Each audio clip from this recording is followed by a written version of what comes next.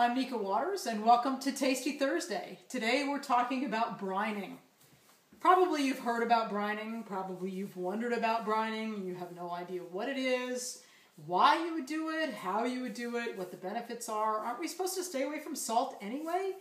Well, salt carries so much flavor with it. Sure, you can add too much, and then all your mouth wants to do is pucker up and spit things out. But if you add the right amount of salt in the right way, it can absolutely round out the flavor of the food and make it just taste amazing. So what is brining anyway? Brining, it's a saltwater bath. I like to add other things to my saltwater bath. I like to add a little bit of sugar, in part because that helps with the caramelizing and makes it all nice and brown and crispy on the outside. I also usually add garlic. I won't with my Thanksgiving turkey. Garlic's out of place for me for a Thanksgiving turkey. But I like to add some garlic to it too. And I'll show you how to do it. But why would you brine? What does it do for you besides add salt? Well, it adds two really important things. It adds flavor in the salt, but it also adds moisture.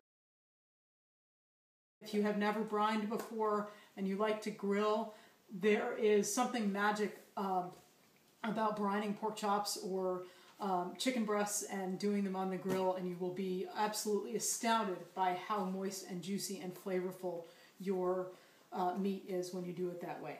So that's the why, that's the what and the why, and then we have the how. How do you brine anyway? Well, I take my regular salt. You can use either regular table salt. I do not iodized salt, regular salt, or you can use kosher salt. There's a different measuring technique for using kosher salt because kosher salt has wider crystals than table salt does. But I'm going to take my table salt and I'm going to add 1/4 cup of table salt to 2 quarts of water, and I'm going to dissolve it. So I have my 2 quarts of water in here, and I'm going to take a clean spoon. I'm going to dissolve it in there. Make sure that it's nice and dissolved. But if you dissolve it in, and you can hear it when you're stirring the salt, you can hear when it's dissolved because it doesn't grate against the bottom of the bowl anymore. I'm going to do that. I'm going to add, usually I add just a tiny little bit, like a tablespoon or so. I like brown sugar, in part because that happens to be what's out on my counter right here. And then I'm going to take my garlic, like this, and all I'm going to do is I'm just going to smash it. Don't even have to peel it. Can if you want to, but there's kind of you're going to let all the lovely oils into the water, and that's what's going on. And yep, that's how if you notice, that's how I peel the garlic.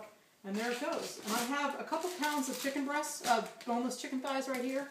I'm going to stick them in to my brine, to my saltwater bath, and stick it in there. And these will take probably about 20 minutes to absorb the flavors fully.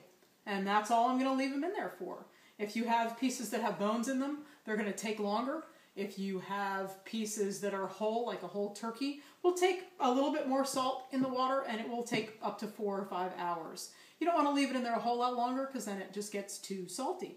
And when you're all done, you're going to rinse it off because you don't want the excess salt sitting on the outside, and then you're going to cook it just the way you want to. Make sure, though, that if you're going to make a gravy or anything out of those, if you're roasting a turkey and you want to make a gravy, test it. Don't just blindly throw salt in because it will be a little saltier than it would be if you hadn't brined bird. That's what brining is.